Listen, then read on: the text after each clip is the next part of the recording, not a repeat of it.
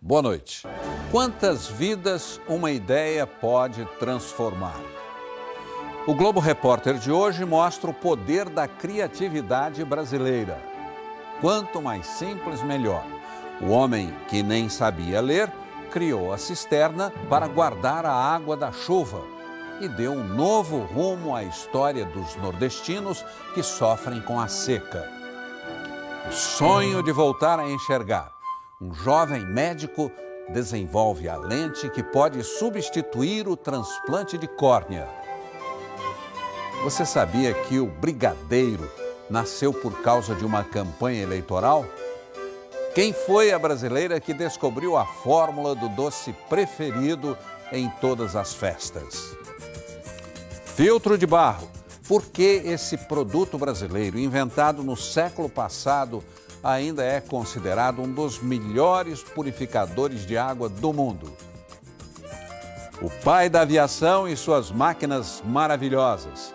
Até dentro de casa, Santos Dumont não parava de inventar. Viajamos pela paisagem típica do interior de Minas Gerais. Céu azul, natureza, casa de sítio. Viemos aqui especialmente para conhecer Elisete e sua história com final feliz. Elisete mora com a família nesse sítio na zona rural de Lamim. Vive aquela rotina da roça. Trabalha na horta, colhe frutas no pomar e seu maior prazer, cuida da filha única, Ana Clara, de 9 anos. Mas já viveu tempos muito difíceis. Com 22 anos, começou a ter problemas para enxergar. Os médicos descobriram que ela tinha uma doença chamada ceratocone, com alta miopia. A única tentativa de solucionar o problema seria entrar na fila para fazer um transplante de córneas. Muita gente comentava comigo que vai conseguir o quê? Nunca que vai conseguir, porque córnea é uma coisa difícil. Aí foi passando o tempo e foi ficando cada vez pior que eu tinha. Com dificuldade, mas dificuldade mesmo para enxergar, para ler, para tudo. O problema se agravou tanto que Elisete chegou a usar esses óculos com 20 graus em cada lente. Nunca tinha visto. Esse óculos custou R$ 1.800. Barbaridade. 20 graus. Enxergava. Eu vou ser sincera, às vezes outro passava na rua, me cumprimentava, eu conhecia pela voz. Porque a pessoa mesmo, você não Era afeição, difícil. assim? Sim, para me ler eu tinha que pôr a mão, o caderno, a folha, sim. Televisão eu tinha que fazer isso aqui, ó. E tinha um excesso de ficar, sabe, com o olho regalado assim nas pessoas, porque eu não enxergava mais. Em 9 anos, Elisete nunca tinha visto o rosto da própria filha direito. Era mais ou menos assim que ela via a Ana Clara. Elisete não conhecia ainda o Dr. Cláudio Trindade. Este médico de Belo Horizonte é autor de um invento sensacional que está devolvendo a muita gente um bem precioso, a visão, a possibilidade de voltar a enxergar. Uma ideia simples que surgiu no momento de lazer. Como fotógrafo, ele observou que o material do filtro para tirar fotos em infravermelho poderia funcionar como uma espécie de lente que resolveria uma deficiência visual. Nós somos sempre desafiados. Todo dia no consultório tem um caso que é desafiador. E quando a gente vê um paciente que está tendo dificuldade, a coisa que a gente mais gosta é colaborar e poder fazer as pessoas enxergar, sem dúvida nenhuma, que é uma emoção, uma satisfação muito grande. Aí ela falava só assim comigo: ô mãe, e se um dia eu ficar cega, a senhora vai tomar conta de mim? Eu assim, justamente, você é minha filha. Ela tinha medo de ficar cega. Mas eu falei, mas tem fé em Deus que um dia Deus vai descobrir que você vai enxergar. Sem perder a fé nem a esperança, Elisete fez uma verdadeira romaria por consultórios médicos de várias cidades. Chegou a fazer uma cirurgia a laser na capital Belo Horizonte, sem sucesso. Aí eles pediram, na época, foi R$800. Aí cada um me deu uma ajuda daqui, dali. Eu fiz, foi a laser. Só que não resolveu também nada. Essa jornada só terminou quando Elisete chegou ao consultório do jovem cirurgião Cláudio Trindade. Ela se tornou uma das primeiras brasileiras beneficiadas pela técnica revolucionária que agora já está sendo usada com sucesso em outros países. Dr. Cláudio Trindade, from Belo Horizonte, Brasil. Vem atraindo a atenção de oftalmologistas de todo o mundo. E, além daqui, essa cirurgia já foi realizada em alguns países. Então, nos Estados Unidos, na Alemanha, na Itália, na Argentina, nos Emirados Árabes e na Austrália. O segredo está aqui. Uma pequena peça feita de material acrílico que é implantada nos olhos do paciente. Ela funciona como uma espécie de filtro. Raios ultravioletos e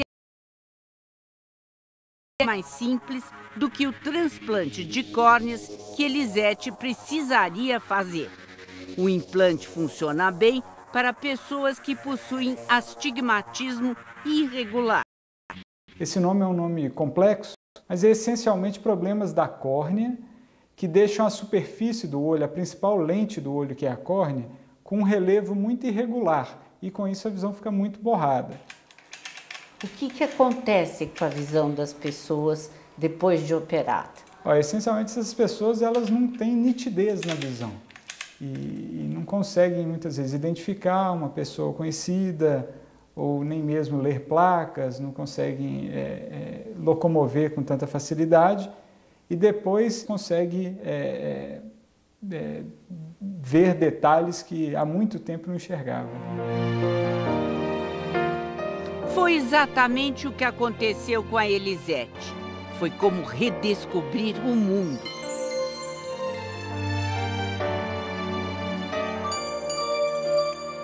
Aí fiz a cirurgia. Aí dormi na casa do meu irmão que mora em Betim. Aí voltei no outro dia, na hora que ele tirou o curativo do meu olho.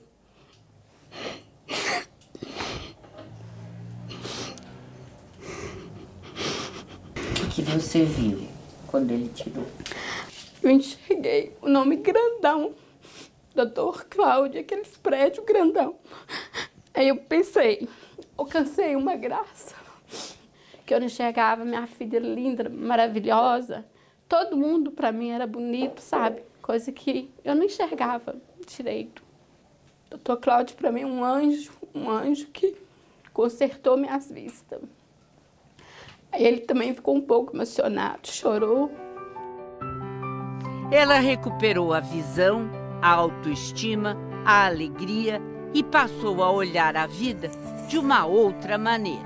Hoje estou feliz, agradecida, né? Sou outra pessoa.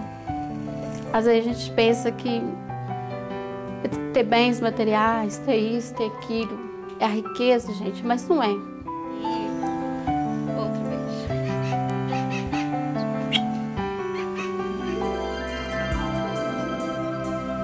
Criar é dar asas à imaginação. No coração do Rio de Janeiro, o Museu do Amanhã já virou um marco do futuro. Hoje, esta obra do arquiteto espanhol Santiago Calatrava inspira e coleciona também quantos sonhos de gênios brasileiros. Tijolos feitos de lixo, tão resistentes quanto um tijolo comum. Copos feitos de mandioca. Garrafas PET que, cheias de água e alvejante, iluminam regiões sem energia elétrica.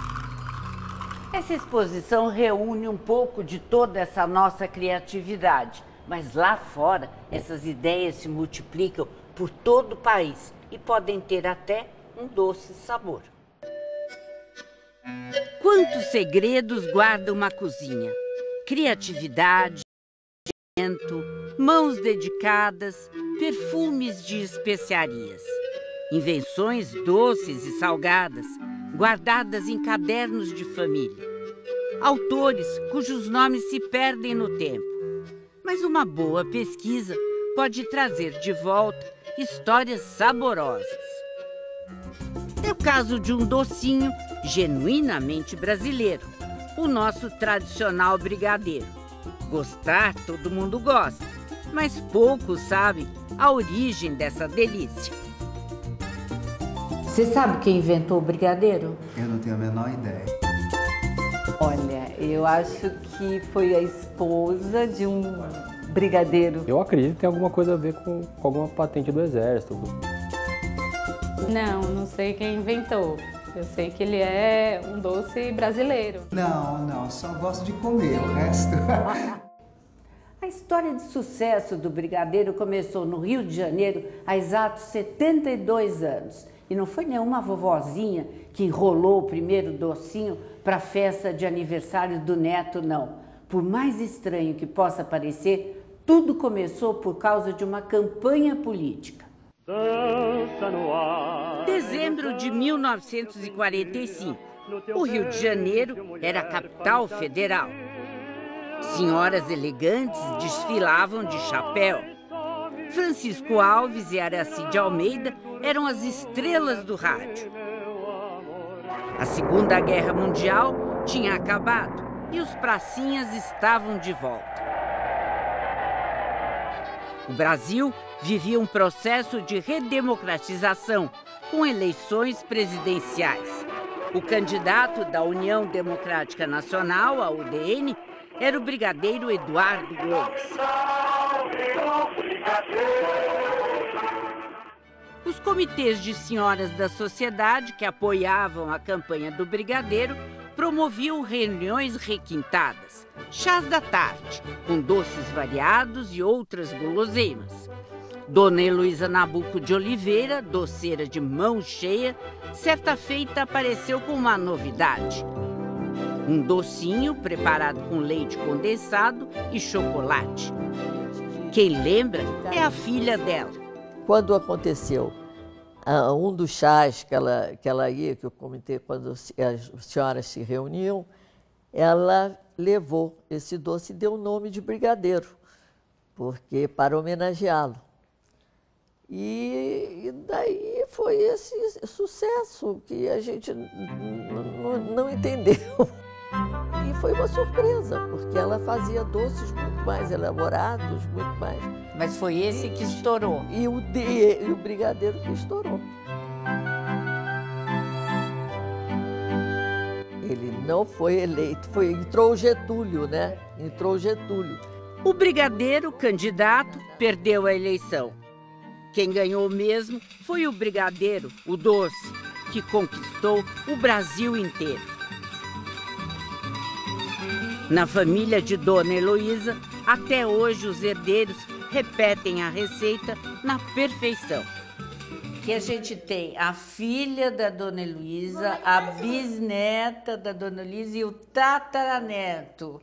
São 3 gerações dessa história nacional do brigadeiro. E Theo, que farrão, hein? Essa vez que eu vou fazer. Então vamos lá. Aí você faz assim, ó. Aí na primeira vez que eu fiz o brigadeiro sozinha, que ela do meu lado, e eu, né, já com altura pra mexer no fogão. Você tinha quantos anos? Eu tinha 11 anos. E aí foi a primeira vez que ela deixou eu fazer do início ao fim, controlando, né, porque tem todos os segredinhos, e me ensinando todos os passos. E claro, depois todo mundo foi raspar a panela, que era a hora que eu pedaço melhor, né? Que eu mais gostava. Com o tempo, o brigadeiro ganhou novas cores e sabores e atualmente deixou de ser apenas um docinho de festa para se transformar num ramo de negócios e de reforço da renda familiar. Fernanda Rodrigues é técnica de enfermagem, mas teve que deixar o emprego para se dedicar ao filho, que é cadeirante. Nossa! Agora, trabalha em casa fazendo doces. O brigadeiro é o carro-chefe do negócio. E sai R$40 o 100. A receita caseira, ela acaba se destacando, porque tem muita gente que usa massa pronta de brigadeiro, mas a caseira mesmo, que você faz passo a passo, ela acaba ficando bem mais saborosa. Graças ao brigadeiro, a cozinha de Fernanda já ficou maior. Porque a minha pia era bem pequena para trabalhar, acabei aumentando, fechei uma porta, abri outra. E o espaço da cozinha acabei aproveitando mais com o dinheiro do brigadeiro, que me ajudou bastante, graças a Deus. Juliana deu um passo bem maior. Deixou o jornalismo para se tornar empresária. Criou uma loja especializada em brigadeiros, uma brigadeiria. Desde quando você gosta de brigadeiro? Eu desde que aprendi a fazer brigadeiro com 6 anos, quer dizer, gosto muito antes. Mas eu me senti muito próxima do brigadeiro quando eu aprendi a fazer com 6 anos com a minha avó, que era doceira, morava no interior. Moderninho ou tradicional, como o de Dona Heloísa, a inventora, ele é o queridinho nacional. E agora que vocês já sabem a história, vai aí um brigadeiro? Feito na hora. Aqui na cozinha. É isso, na intimidade da família.